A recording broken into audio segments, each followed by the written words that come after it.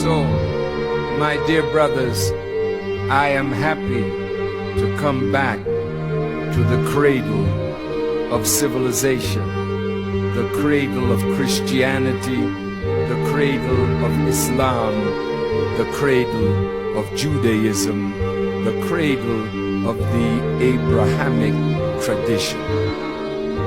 Ethiopia must rise again. Ethiopia must rise again in intellectual strength to begin to exert influence not only in this nation but throughout all of Africa. It is not an accident that the headquarters of the Organization of African Unity is here in Addis Ababa. Of His Imperial Majesty. It's written in English. It was published by the Ministry of Education back in the 50s.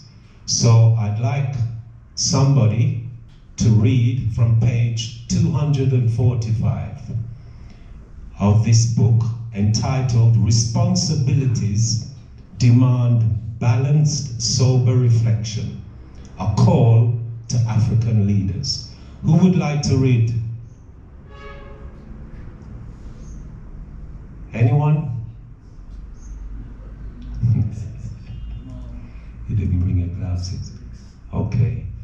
I'm going to do a lot of talking, so I won't volunteer to read. Trish, will you read? Thank you. 2:45. Demand balance, sober reflection, a call to African leaders with a subtitle. Everyone here? Accepted goal. Good. Can everyone hear?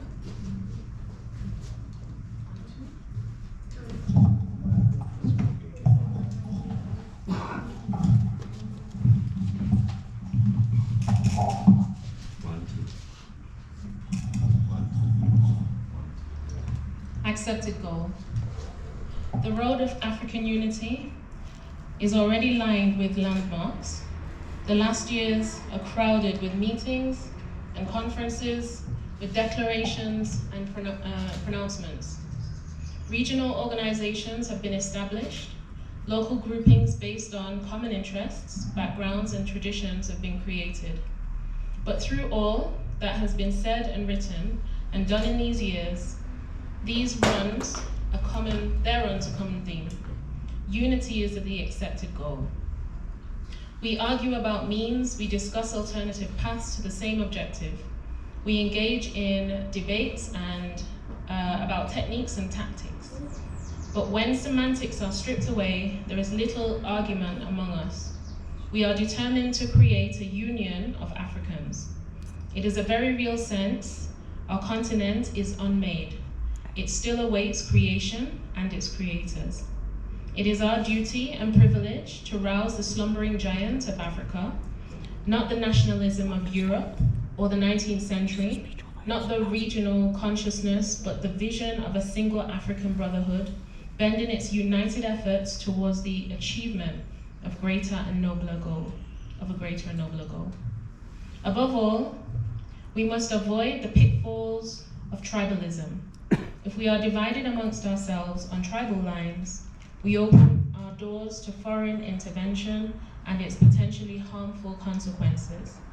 The Congo is clear proof of what we can say. We should not be led to complacency because of the present ameliorated situation in that country. The Congolese people have suffered untold misery, and the economic growth of the country has been retarded because of tribal strife. Thank you, Sister. Now,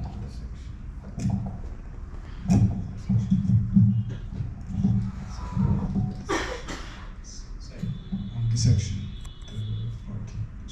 Okay, it's selected speeches of His Imperial Majesty entitled Responsibilities Demand Balanced, Sober Reflection, a call to African leaders, with the subtitle Accepted Goal. Now, This is a speech made in 1963. How many years ago was that? 63 to 2003 is 40, 2023 is 60. 61 years ago, His Majesty spoke to the African heads of state who were assembled here in Addis Ababa for the signing of the Organization of African Unity Charter. And he spoke to them and he said, but through all that has been written and done in these years, there runs a common theme. What is that common theme? Unity, UNITY, is the accepted goal. Now, we've been shouting this, singing this, struggling for this for more than 2,000 years. Still, we haven't achieved that unity. So today's meeting, we are introducing an instrument given to us by a great African monarch in 1937. 81 or 87 years ago, somebody did a calculation. His Imperial Majesty gave to the world, the black world, an instrument to effect unity. It's called a constitution.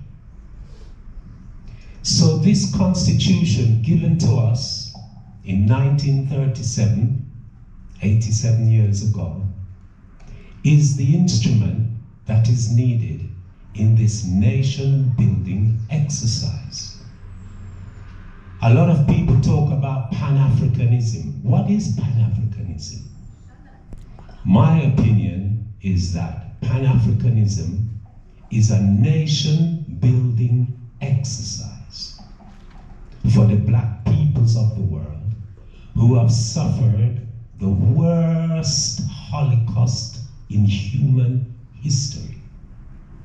There is no comparison to be made on any other race to what the black race has suffered. It is the worst crime, the worst Holocaust in history. For more than 2,000 years. Now Pan-Africanism is supposed to take us from that condition to a nation of the black race. So my opinion is Pan-Africanism is a nation-building exercise. Now, to build a nation, we need to have an instrument to effect law and order and unity. That instrument is commonly known as a constitution. Now in 1931, here in Addis Ababa, the House of Parliament was opened. And on the 16th of July, 1931, Emperor Haile Selassie I promulgated Ethiopia's first constitution. Imagine, 1931, how many years ago is that? 2001 is 70, 2021 is 90. 93 years ago, Ethiopia received its first written constitution. That means Ethiopia was way ahead of the rest of African states in promulgating a constitution to effect unity. What happened after that? Ethiopia started to take a quantum leap in her economic development and progress. People were being educated at home and abroad and coming back and helping in the development of the country based on the constitution. Now this progress was seen as a threat to the perpetrators of slavery. These nations that were the first world, Britain, France, Portugal, Spain, Belgium, Germany, Italy, United States of America, they were the perpetrators of the worst Holocaust in history. And when they saw the only remaining free, independent black country, Ethiopia, was advancing at a rapid state, they became very disturbed and decided they have to put a stop to this progress by this free black independent country. Now in 1928, Gregorian calendar, Ethiopia became a member of the so-called civilizing club known as the League of Nations. Ethiopia was the only black face in the white League of Nations.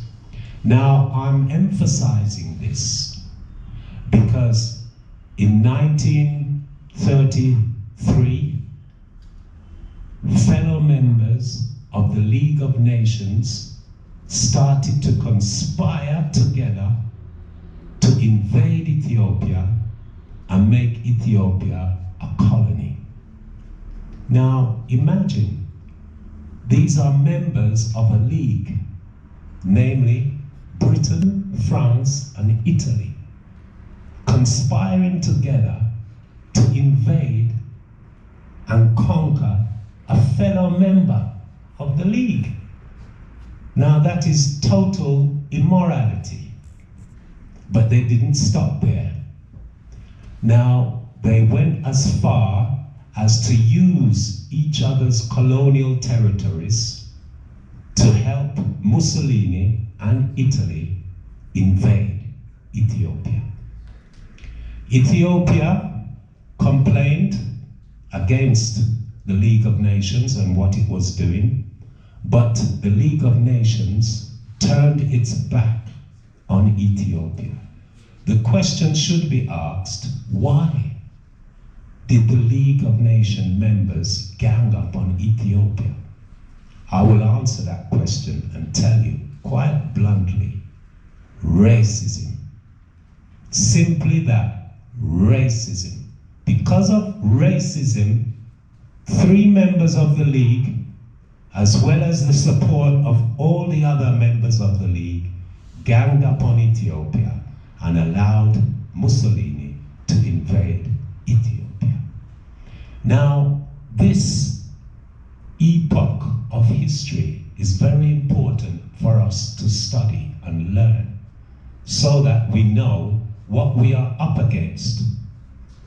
When the League of Nations allowed Italy to invade and didn't allow Ethiopia to purchase weapons and applied sanctions on Ethiopia, it meant that the whole League of Nations was fighting against Ethiopia. Imagine, Italy was an industrial nation that had factories that could produce tanks, mustard gas, aeroplanes, machine guns, etc., etc. Versus Ethiopia, a nation coming out of more than 1,000 years of isolation that had told the League of Nations, international morality is at stake.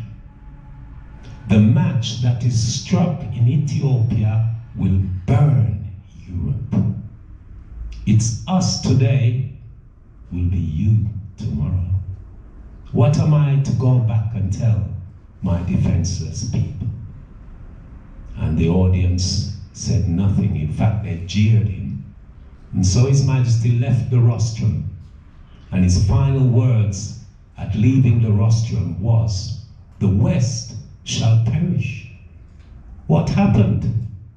Hitler, realizing that the League of Nations was a joke and that there was no morality amongst them and they had no power, he decided to walk into Austria and overtake it, and then walk into Poland and Czechoslovakia and overtake it.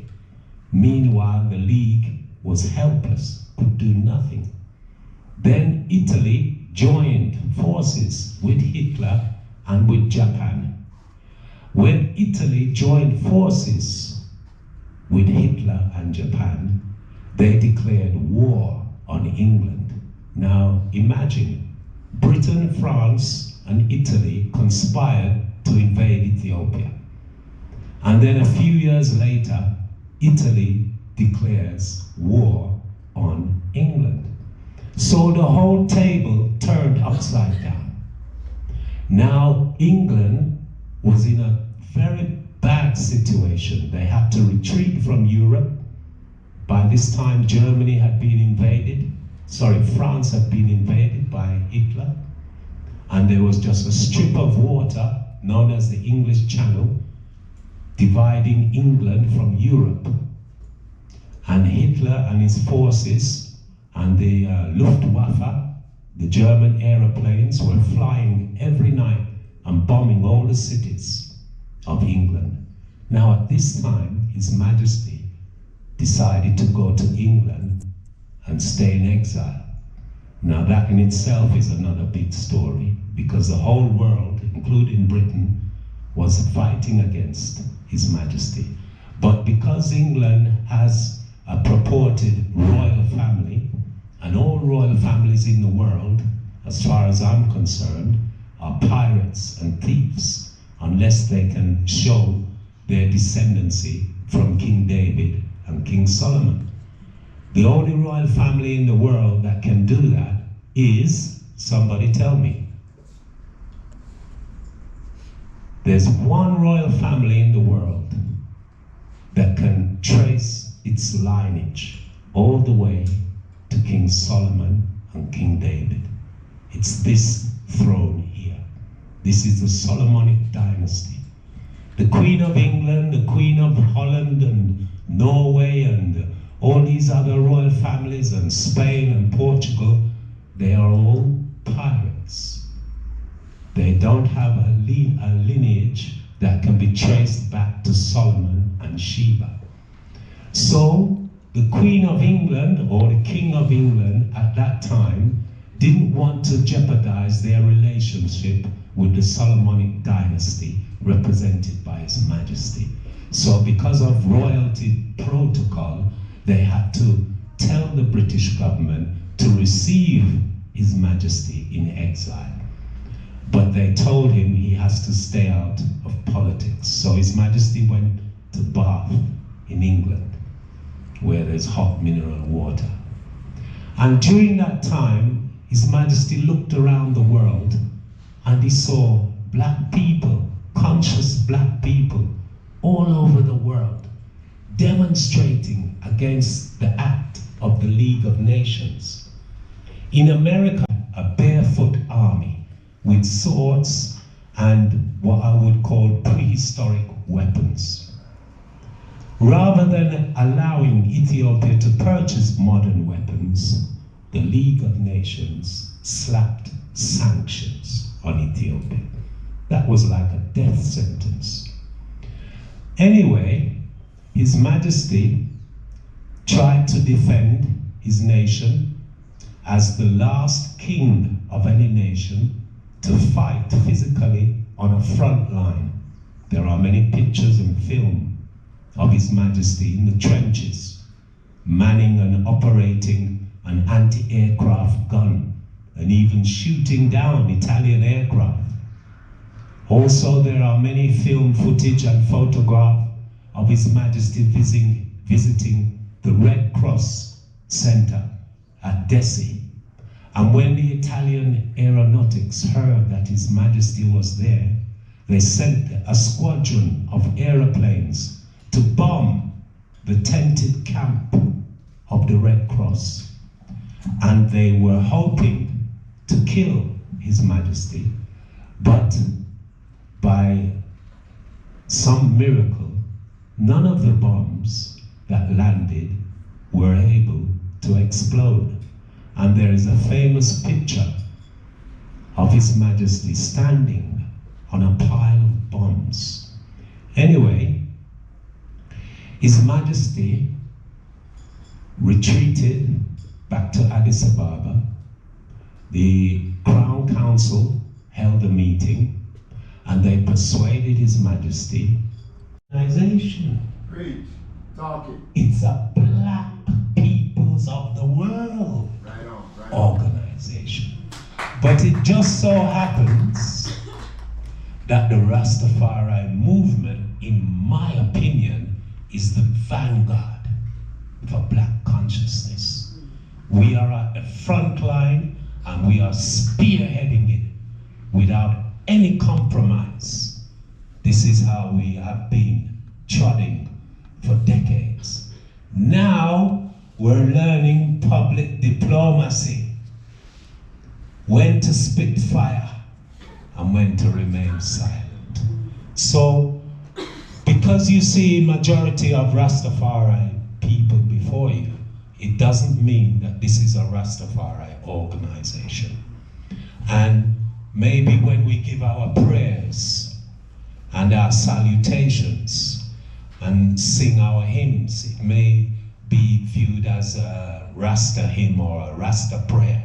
It's only because that's how we use to saying our prayers. But suppose we have a Muslim brother, he may be wanting to give a prayer in his traditional way.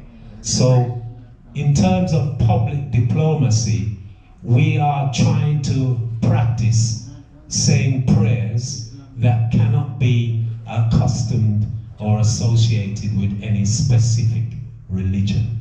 And with that in mind, I have a prayer that is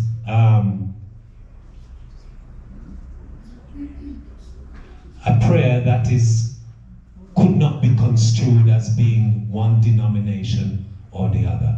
So Ato Daniel has reminded me that our guest speaker, Minnie Abbey, Matriarch Minnie Abbey, would like to say something. So, go ahead.